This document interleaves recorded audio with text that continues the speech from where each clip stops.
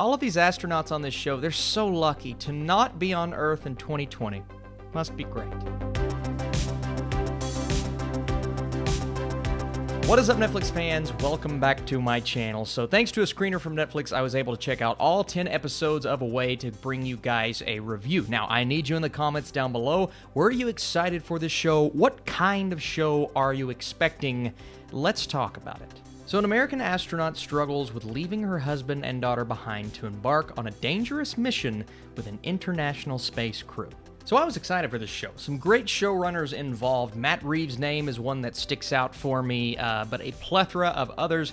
Hilary Swank is the star of this show that takes us on a grand space adventure. But again, we're really focusing on kind of the emotional core. That is the prominent force of this show. Great visual effects. I liked the aesthetic, although it didn't really do anything to switch up the formula throughout the episodes, but that's okay. But it all comes down to, do you care about the emotional connections between our mother, our father, and our daughter, and what goes on within both of these ongoing storylines, one on Earth, one in space? Or do you just feel as if you need something more with this show? Because I think there will be many people on both sides of the fence. It wasn't enough for me, didn't quite keep my interest, I kind of zoned out at times, or I cared a lot about the emotion between the characters. And I'll start with this. Hilary Swank's performance is really good. There have been times when I've watched her performance and just said, maybe she's not as good as she has been prior, but when she sticks out in a great way. I think she works extremely well, but really the performance of note, in my opinion, is our daughter, played by Talitha Bateman, who plays Alexis. She's outstanding. There's one episode in particular, I believe it's episode 5 or 6, where she breaks down and begins to cry.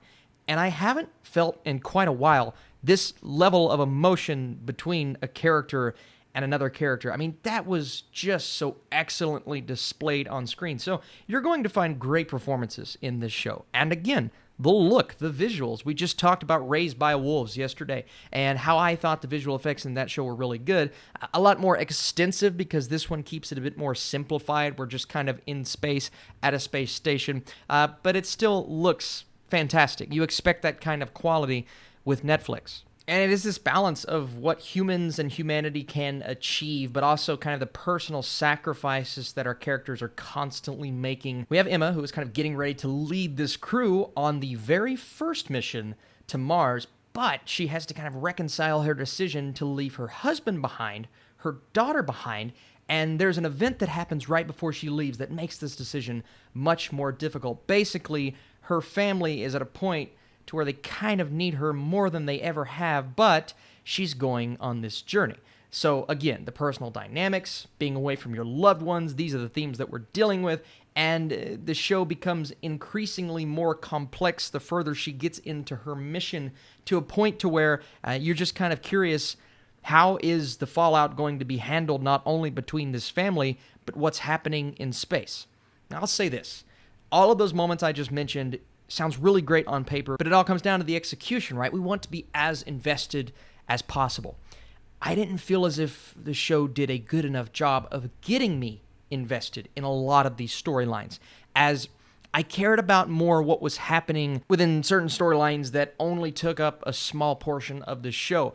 The majority of the show really is kind of this repetitive cycle of family drama. What's happening with Alexis as she goes through school. She tries to juggle kind of what her mother has been juggling for this long. And then what happened to her father, which I won't spoil, but that relationship, her dad and her, that is strained. And of course, the relationship with her mom's going to be strained because she's millions and millions of miles away. And there's this level of kind of this subtle anger that she has towards her mother for leaving her and her father at this time. So all of those things come together, but the show is actually a lot more than that as well. You have other relationships that creep their way in, and whether we're talking about on the spaceship itself, back on Earth, things that play in, that connect to each other, absolutely. I'm not saying they don't connect, but there's so much at a point. I wish the show would have scaled back maybe just a tad bit and said, we're going to focus on this storyline, maybe cut back every now and then to these other storylines, but instead, it's almost a 20, 2020 split, and I just felt as if that was too much for what otherwise could have been a great show with focus. I just didn't quite feel that. Now, if you're invested in all of these storylines, then you will care more than I did. But I feel as if the balance of this show was completely off, which almost ruined the good parts and the good moments for me. Again, it's not a bad show. I won't say Away is some of the worst that Netflix has given us, but when a show has this much going on, and it's maybe not what I expected going in, I expected something a bit more grand and epic, and it is much more the tone of some of these emotional dramas that we've seen on Netflix before, except this time you're kind of throwing in a sci-fi element as the backdrop instead of what the core of the show is.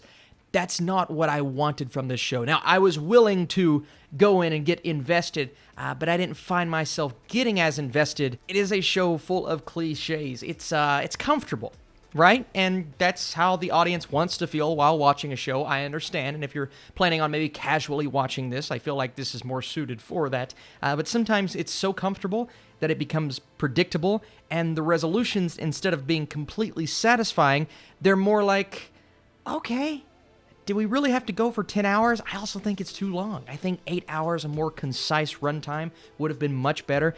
It's not a show that I believe is worthy of binging, but maybe you're not going to watch it as I watched it. It all comes down to how you take it in. Watching it for 10 hours straight probably was my fault, but that's what I did. So at the end of the day, I believe the structure could have been better. The family drama, it works, absolutely. I just believe there's too much going on in a way for me to say it is worth a watch for sure. But maybe if you get 2 or 3 episodes in, you find some attachment there, this will be a show for you. As for my score, I'm going a 55%. Hey, if you guys enjoyed this Netflix review, be sure to smash that thumbs up button. We've got a lot on this channel, from Tenet to Mulan to I'm Thinking of Ending Things. If you're wondering where that review is, it's on the channel right now. We will be talking spoilers for that movie as well as The Boys Season 2 tomorrow early. Stay tuned. Appreciate you guys for supporting this channel, everything that you do for me, and I'm going to go to space. Right now, I'm going to space.